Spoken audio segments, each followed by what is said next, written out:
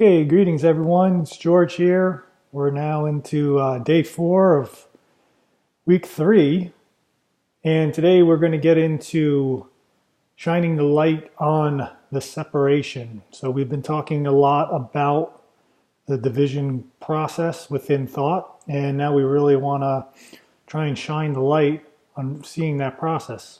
Everything up to this point has really been about that, and we're just going to get into describing how that can be seen with a seeing that isn't coming from thought. And when there's no attachment to the seeing, meaning that there's something coming up and there's separation that's seen in the divisiveness of thought, how it's separating itself, and it's seen not with thought. That's the really critical part that we're getting at. There's a seeing of this openness, this awareness, this observation that's coming in and seeing that division, and that's the part that has nothing to do. Thought has no control over that process, yet it's being informed by that seeing of its divisive nature or divisive quality that's showing up. And at the same time, there's then nothing left to do. There's no reinforcing with thought of seeing itself and reacting to it and trying to change what's actually occurring. So that whole mechanism that's operating really needs to be seen. And I know we're getting into kind of tinkering with the nuts and bolts of all that, and it can sound really confusing. Yet when that seeing comes in and thought is informed and there's nothing to do about it, it's just dropped in the seeing, then that thought is just moving right through. There's no attachment to it. So thought's not doing that seeing. Let's just give an example. Let's just look at, for instance, confusion, for instance. So if we're feeling really confused about something, just recognize that within that confusion and the recognition that there is confusion, that already there's clarity there. You know, you're confused.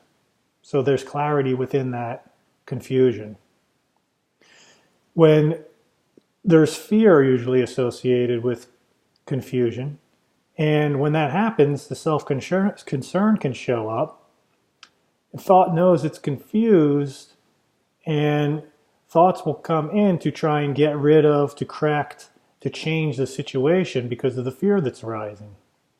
And that's where we're highlighting how the problem then exists, is that because of the fear that arises and all the self-concern associated with it, we don't like to be confused. Rather than just being with that, the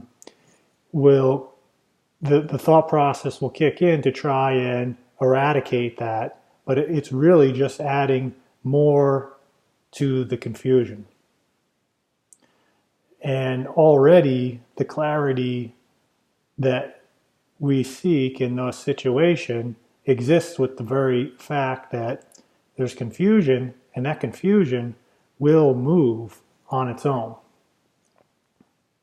It's all arising within that observation, and then there's no attachment to the confusion that's presenting itself. And there's no attachment to try and do anything with it in that moment. Of course, to move through the confusion, there will be ways to operate within it to move past it. But in that very moment of recognizing that there's confusion arising, maybe the best thing to do at that moment is just be with that in the clarity of realizing that without trying to eradicate it with a variety of other thought-induced creations that may just be adding more to it. So we got to shine the light on that whole process of the separation that's taking place within the thought process, and see that mechanism in action.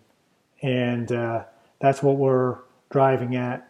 And keep at it, keep observation, keep doing the inner tracking. Remember, there's nothing wrong with all the doing and digging into it. These realizations are right in front of you. Okay, have a great day, and I'll see you tomorrow.